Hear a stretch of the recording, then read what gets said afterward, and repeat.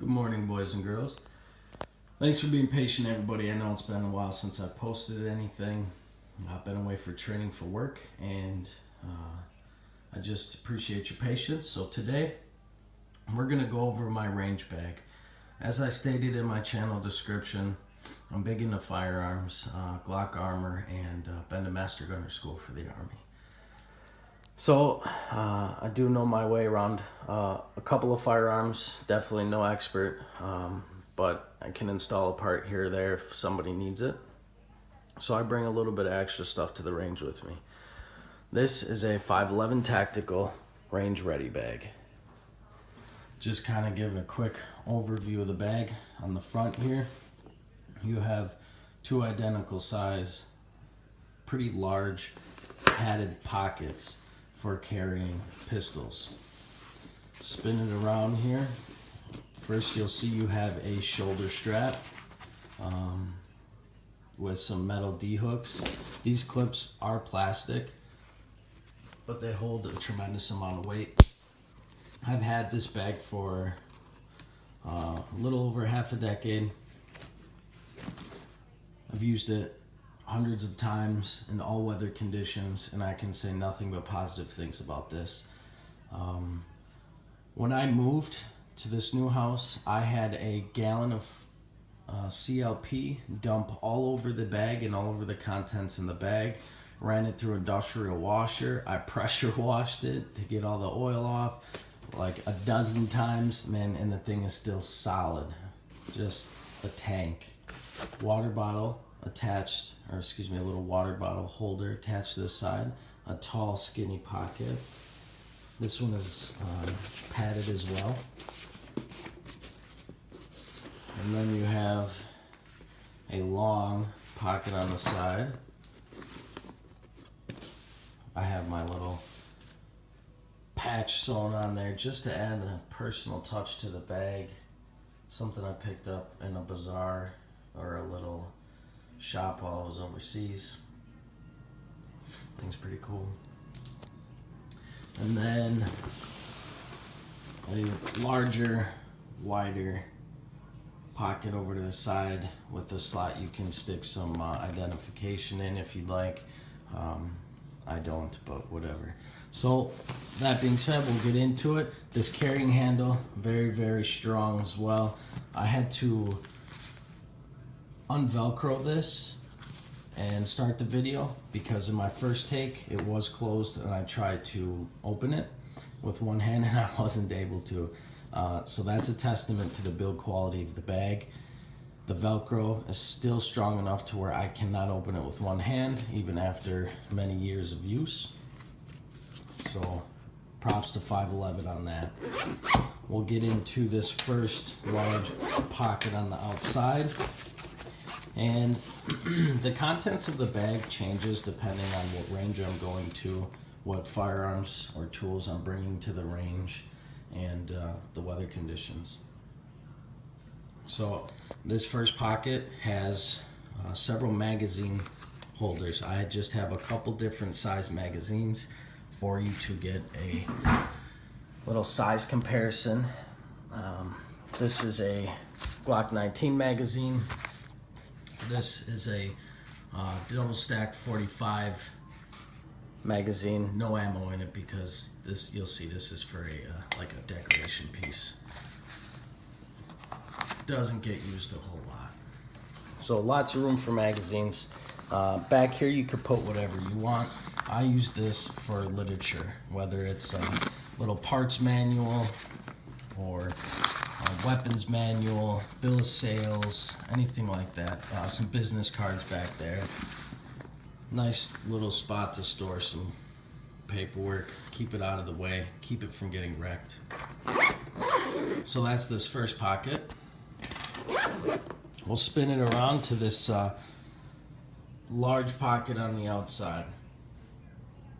And in my opinion, the contents of this pocket is the most important contents of the bag. Cannot stress this enough. If you are going to carry a way of inducing trauma, you must carry a way of treating trauma. End of story. little winter cap in case it gets cold out on the range. But here's what I'm talking about. Just a standard issue U.S. Army IFAK.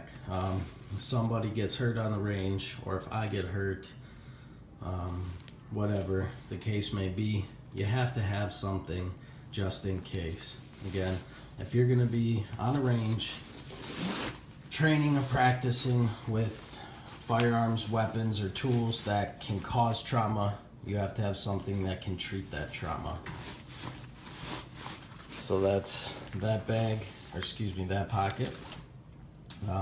We'll come over to this side pocket that is by the water bottle holder. And here's my little toolkit.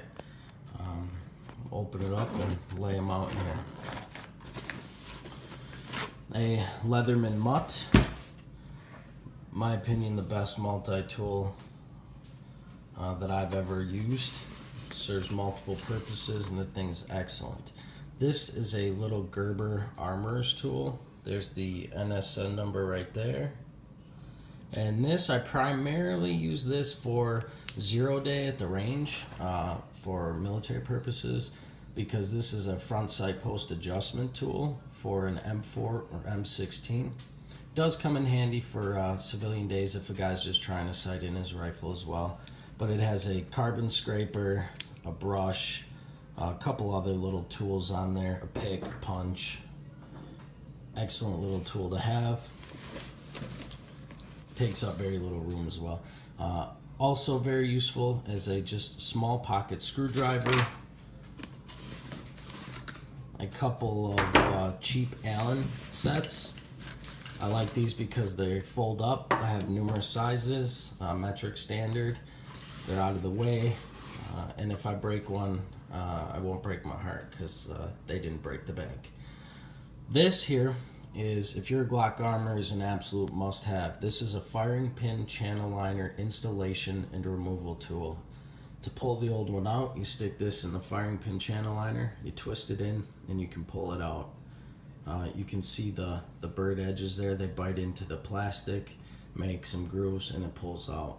To install the new firing pin channel liner, the new one slides over the base, and you very gently tap this one in until it bottoms out. Definite must-have. I do like to work hands-free, so I keep in here a Black Diamond Storm headlamp. It's waterproof, got a red lens on it as well. This is a front sight post installation and removal tool for a Glock. And then the Glock pusher tool that comes with every one of them. Mine's got a little bit of wear and tear on it. And that's the contents of the little tool pocket. We'll flip it around to the other side here. The two equally sized pockets on the outside. Little 511 logo down there at the bottom. And this one, again, for size purposes and just a video demonstration, I threw in a full-size 1911 with a Blackhawk Serpa holster. So just a size comparison, you can get a full-size pistol in a holster in each one of these. This is a nice little pistol we were offered while we were overseas. Cerakote Desert Tan. That side has the U.S. Army symbol on it. This has been used a little bit. I probably got less than 500 rounds through it. Just something you take out once in a while to show the buddies or let them shoot. Multinational Force Iraq symbol. Might do a separate review on this later on. One of my favorite weapons. A little bit of sentimental value there. This side, I have extra holsters, you know, a small lanyard. Inside the waistband holster for a Glock 19 or 23 or 36 or whatever. Little spare screws and tools for holster. Spare paddle for the Serpa. Another conceal holster for 19 or 36 or whatever model you so choose, because Glock is very versatile. All right, now we'll get into the inside contents. So the main pocket opens up with this zipper pull right here.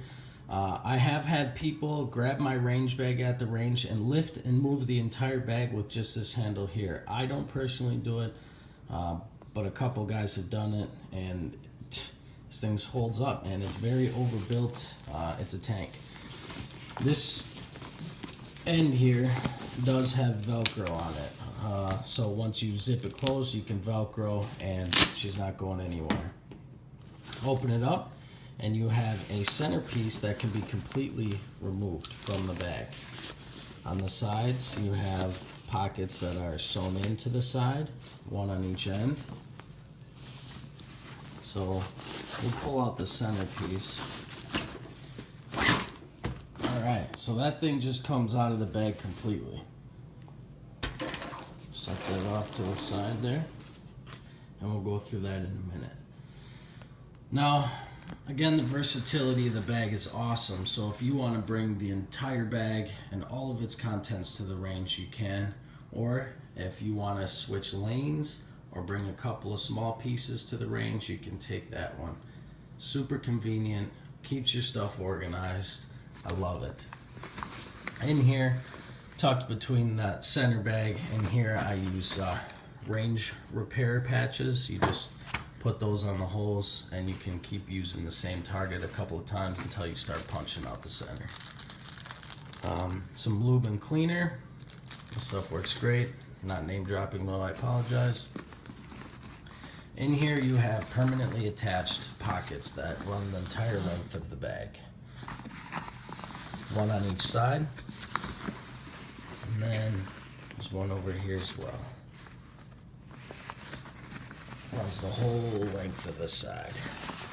In this side, I have a rear sight pusher tool from Glockmeister, I believe. This thing does work great. I've used it 3 times. The Trijicon night sights are the stiffest rear sights that I've had to install or remove, and this one does it no problem. Thing works great. It's a tank.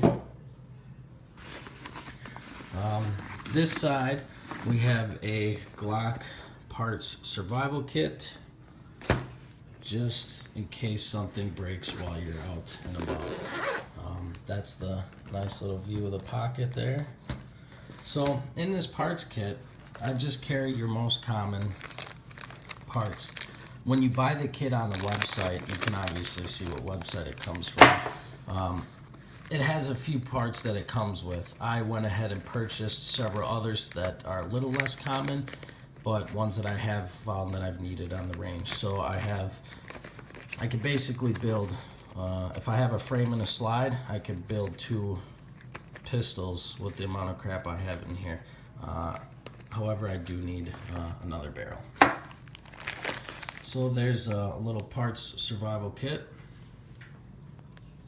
Now we come over to the centerpiece that can be pulled out. One of my favorite things to this is the little ammo carrier pouch that it comes with. So this thing comes with the bag, and this can be pulled out and removed as well. You can tighten it so you're not spilling anything, and the bottom is mesh. So you get any water or debris or crap in there, it comes out. This thing will hold about 500 rounds, however, any more than 300 or so, and it just gets too heavy to carry around. So I keep, like I said, about 300 rounds in there. Anything extra I will carry in a steel case ammo can. Now this has Velcro attachment points. Right here, a pair of Oakley M frames for myself, a spare pair of Oakley M frames for somebody I'm with who just forgot a pair. Down here, lanyard for those glasses. But these can be pulled off and moved around to your liking. So you can organize it however you want. This is just how I have it set up.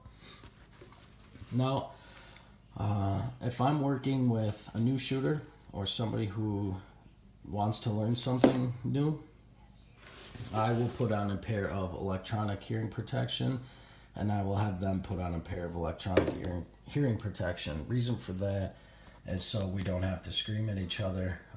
They can hear me, I can hear them, and we don't have to disturb those around us who are there to shoot.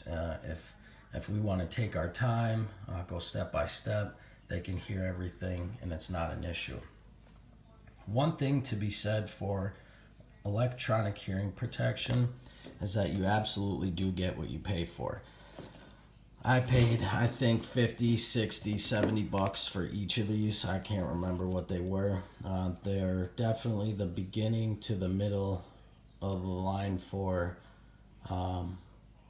electronic ear pro.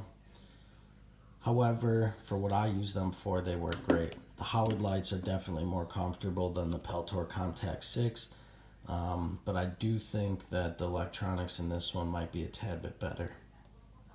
But, you know, it's hit or miss. It is what it is. You could spend $300 and get a set of, like, military issue Peltors, but no thanks. But that's it. That's the contents of the range bag. Remember, guys and girls, if you're out on the range, be safe, be smart, slow is smooth, smooth is fast. And if you're gonna carry a way of inducing trauma, remember to carry that I-Factor first aid pouch, something to treat the trauma as well. Like, comment, subscribe. Let me know what you think. Thanks.